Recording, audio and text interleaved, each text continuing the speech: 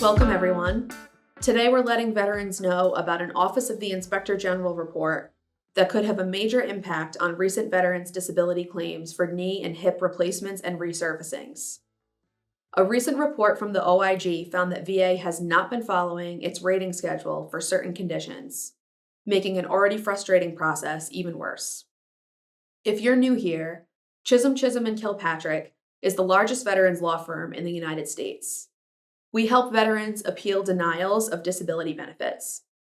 If you or someone that you know needs help, visit our website at cck-law.com. Now let's get into the details. In August 2017, VA began revising their disability rating schedule to reflect advances in medicine. This was the rating schedule's first comprehensive review since 1945. On February 7, 2021, VA implemented changes to the rating schedule for the musculoskeletal system. Let's quickly walk through the revised VA rating schedule. One of the biggest changes reduced the convalescence period for recovery after hip and knee surgery. VA gives veterans a 100% temporary total convalescence rating following the onset of a disease, after surgery, or after other injuries.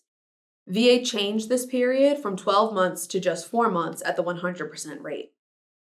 Additionally, veterans are not supposed to need to file a specific or separate claim for a scar caused by a service-connected knee replacement. Next, VA regulations permit the consideration of special monthly compensation, or SMC, in these types of cases. SMC is a higher rate of compensation for certain needs or for especially serious disabilities. Finally, VA is supposed to assign a post-convalescence percentage of disability based on the severity of the hip and knee replacement at issue. All of that was what was supposed to happen. But when the OIG recently conducted a review to see how well the Veterans Benefits Administration had implemented these changes, this is what it found. OIG discovered that 1,400 of 3,200 claims that VA reviewed, in other words, 43% of the claims, contained at least one error.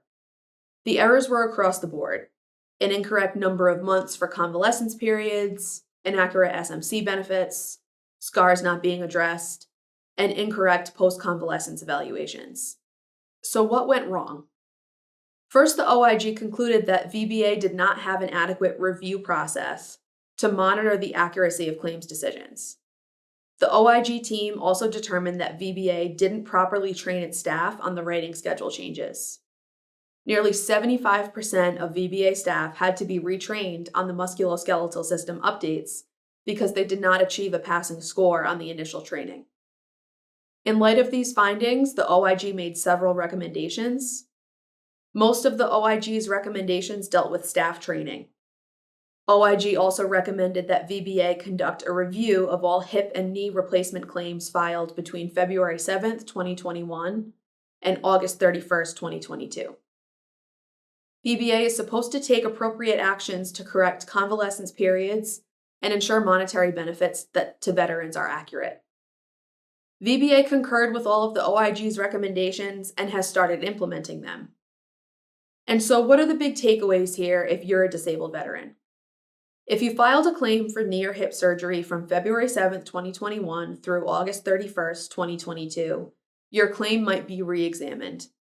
This might include the payment pursuant to the revised regulations, since VBA could have made inaccurate payments given the errors that the OIG found. VA might initiate changes to the number of months you received convalescence compensation, the date that you became eligible for SMC, your surgery scar evaluation, or your post-convalescence VA rating determination. The most dramatic difference could be if you had been given the original period of temporary 100% disability for recovery, since that period has been reduced by 8 months for new claims.